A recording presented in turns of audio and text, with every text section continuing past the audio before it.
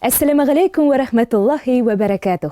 Hürmetli tomoshachilar, sizni so'z ishinde hikmet bar deb atalgan topshiruvda men Rezida Salaxova salamlayman. Birida uchrashgan sayin biz tatar tilindagi turli qiziqli so'zlar turында сөйләшербез. Hozir aydagiz boshlaymiz. Bugungi so'zlarning barisi da alfavitning birinchi harfi A harfine başlanır. Avul, Tatar Qıpşaq sözü. Burunғы Türkişe'de ağıl, yani kirtelep alınған urun, qura, tabır sözünden. Zorraq avullarını iligirək ғərəbşə söz bilən qariye deb atağanlar. Sala деген ataması da ışırı. Sala sözü Rus tilindən kirgen. Rus tilindəgi silo sözü zor şirkəvli avullarını anlata. Şuna da sala düşüncəsi məğna yağından kübrək qariye atamasına yaxın, yani zor avul deganni anlata. 20-ci ғасырның 20-ci yılları ortasında ulu Tatar avullarından bölünüp çıkkan punktlar Яңа avul deb yürütülü. Resmi шығанақларда Пушинке, Пучинок деген terminde ışırı. Tatar avullarının ismi ғәдәттән тыш шуар, әмма әһәңле һәм кагыйдә буларак күңелгә ятышлы. Матур минем туган авылым, Аланлык деген авыл. Күрше авылда бик матур, Баланлык деген авыл. Усаклы да бик матур, җиләкле авылы да, бик матурлар бары да. Булсын, әйдә булсын җирдә Ташлы деген авылда, Кашлы деген авылда, Мөрәле деген авыл, Шүрәле деген авыл, Кече Таң деген авыл, Кычыткан деген авыл, дип яза бу турыда шагыйрь Гәрәй Рәхим. Абыстай. Мәдрәсәләрдә дәрес бирүче хатын. Күбесенчә мулла, мәзин хатыны, остабикә. Ул абыз, ягъни укымышлы һәм тутыкай, тутай сүзләреннән кыскартылып ясалган. Ишан хатынын Ишан абыздай дигәннәр. Габделҗаббар Кандалыйның бер әсәрендә "Кая киттең булай, хәзрәт, абыстайны салып уңга" дигән эндәшүне күрәбез. Моннан чыгып, абыстай мулланың уң ягыннан барганын, мәҗлестә дә уң якта утырганын аңларга мөмкин. Әйтә иртәнге намазга бик матур моңлы азан. Шираттагы сүзебез азан. Ул чакыру мәгънәсендә кулланыла.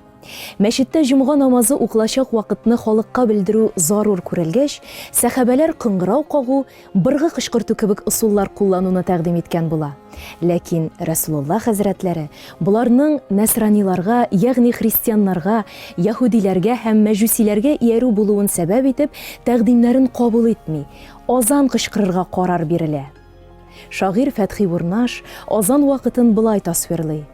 Малайлар тупларын атмаска булды, егетләр гармунын тартмаска булды, агачлар инде селкенмәскә булды, сулар шау-шу килеп акмаска булды. Азан гыйбарәләрен яңа туган баланың уң колагына пышылдап әйтәләр. 7 азан дигән төшенчәне дә ишеткәнегез бардыр. Ул авыру кешенең хәлен яхшырту өчен 7 тапкыр Ясин укыту.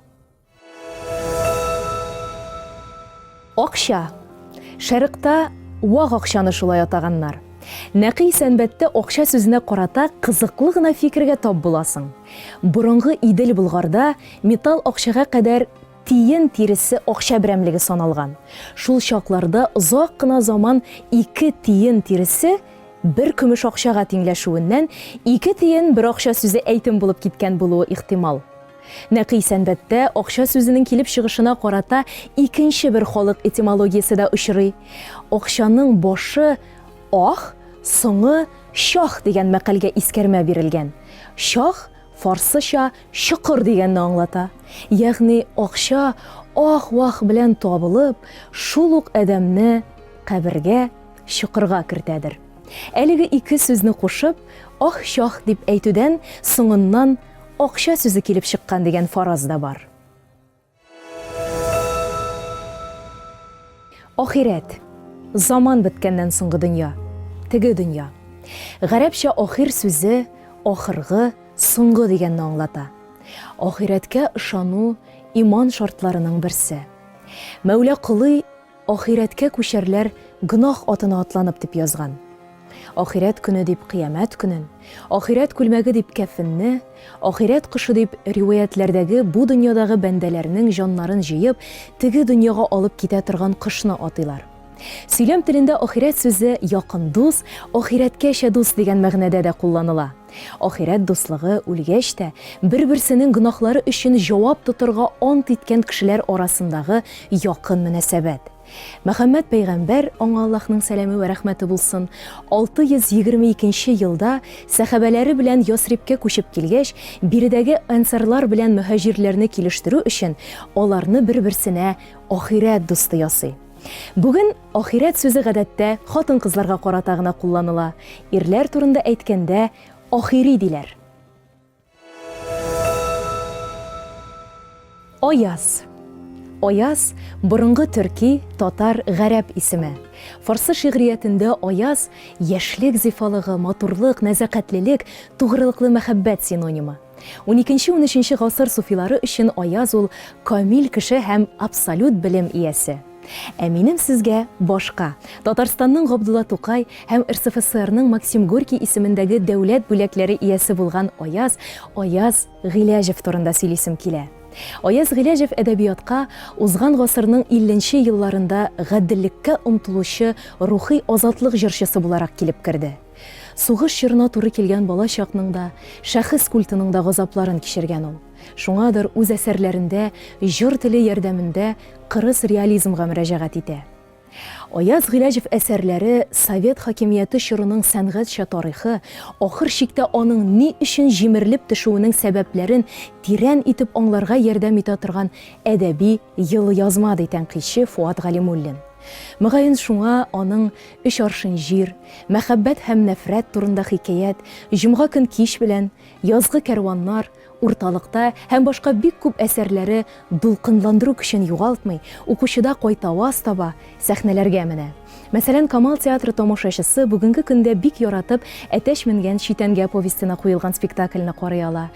Инде Кәрим Тинчурин театры сәхнәсендә әлеге авторның «Өч аршын җир» драмасы бара.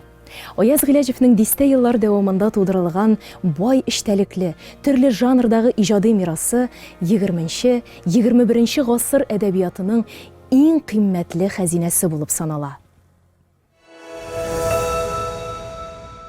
Хөрмәтле тамашачылар, чыгарылышыбыз ахырында сезгә киңәш итеп Аяз Гыйләҗевнең «Әтәч менгән читәнгә» повестен укырга тәкъдим итәм.